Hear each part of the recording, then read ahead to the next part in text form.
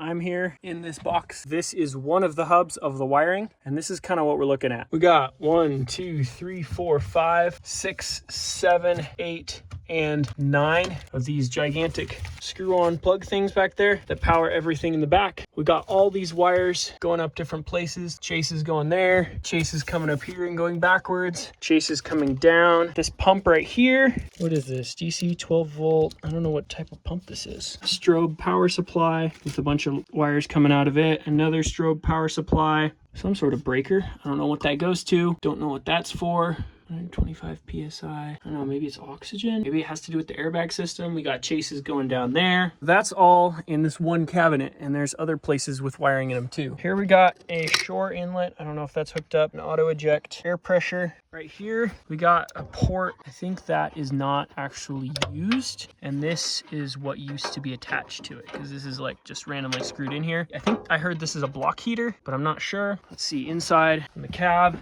we've got all these random wires and fuses. No idea what most of these go to. Ton of stuff back here. This goes to the shifter, which is push button on this thing because it's an Allison transmission. And then this whole center console will probably take out because almost all of these are going to need to go. We got master power module. This powers like a camera in the back. We got flasher, oscillator, front light bar, master as well. All of these are the emergency lights. These are dome, left and right flood and rear flood. We could keep these. This throttle one is for a high idle if you're pulling a lot of power out. That one might be complicated. For the most part, I think the wires back there, as long as our tail lights and such work, we should be still drivable at least, which is obviously important. But the high idle, there's a high idle back there and there's one up here. That's one of those things that affects the engine performance that has wires back there. So I'm going to need to track that down and make sure I don't mess it up. I don't think we're going to ever pull enough amps off of the engine that we would need it, but we'll see. So here we have amps being drawn and volts for the battery. So that's a nice thing to have, although we might implement it somewhere else. Here we have,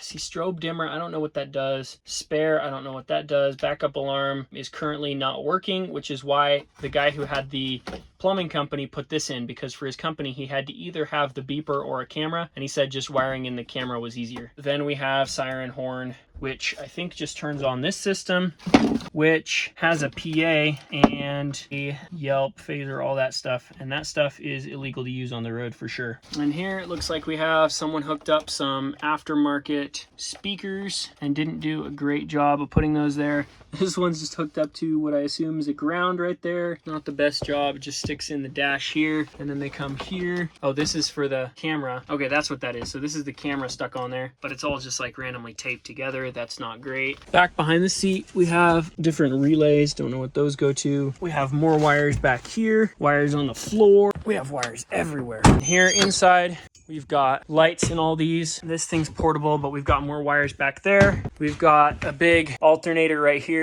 Interface for something, for the inverter. Outlet here, 120, 12 volt. Oxygen. We can take those out. Got like an oxygen pressure thing. We can take that out. We got light here. We got heat and fan and cool and hot. I don't know. I think this only works with the engine running. I don't know if we're going to keep it or what we're going to do with it, but it's one more system that's inside the walls that we're going to have to deal with. Here we got a whole bunch of switches. We got dome lights, cot lights, bench lights, O2 light, oxygen valve, suction. I don't know exactly what we're going to do with all that. Since this is going to be our kitchen area, I think we're going to try to keep this cabinet, especially because it's got this nice door that'll like open up here. Also the slider, so we can get to everything. All of our kitchen stuff go up here somewhere. I would like to maybe drop it off here and not have this whole area. If I'm standing here over the kitchen, hopefully we can get this a little bit higher too. But if I'm standing over the kitchen, I can't reach to the back here unless I bend all the way over. So it'd be nice if I could at least have this extra space here so that I could do that. Here above the door is just a small area where you can see the cutout of where a panel's missing. So you got some oxygen lines, you got chases for wires, you got all these wires in the side for the lights. Some of them we're gonna keep. Here in the ceiling, we've got some air vents. Here's an air vent. We've got an oxygen attachment point here. We've got these lights, which we'll probably take out. Here we have an attachment point to like tie stuff to.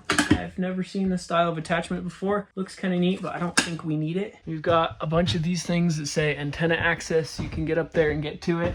But again, I don't think we need any of that. Now that I moved that AC unit, I can see our main source for power right here. All of the plugs that I showed earlier that go through the wall come right in here. So this is all of our relays. I would like to keep this box and keep a lot of the stuff in it because it's nice and accessible. We can close it here. Also, look at this. As complicated as these ambulances are, they're often laid out really well. They have to meet code, and some of these companies do a really good job at laying them out. Well, I just found on the back of this door right here, a diagram. Look at this. So we have a diagram with all of this stuff laid out and labeled. And I've even noticed some of these cables right here, like it says 3 compartment LE, 7G extra, 34B reverse, 37A spotlight. Looks like even though there's a ton of stuff going on, I should be able to look at this and look at the writing and be able to tell what it is. So I think each of these modules, this is a standard 12 volt relay. I can switch them out, I can pull them out, but it looks like this whole board is one unit, but that all these little modules in it are their own thing separated. It has like an output and an input, and they're just spade connectors. So hopefully I could pull all these I don't need and then use some of these for all of our stuff. That's interesting. I've never seen this before. So we have a whole bunch of set of connectors right here, and then some of them are connected together with a fuse by this little piece. One really cool thing about ambulances is that while there's a lot of hassle and you have to go through all of the wiring and figure out what's what, there's systems to keep it all super organized. Once you do that, you have a lot of things that maybe you can leave as is that are already built in, or you can take them out and you can reuse the wiring, you can reuse the parts, you can reuse, like I have enough automotive relays to probably last me 10 years here. Thankfully, although this was used by a plumber as a plumbing truck, I think that they didn't do much electrical work on it and they left it all stock. One of the things that sometimes people run into from what I've seen on YouTube is that if they buy an ambulance that was half converted by someone who just,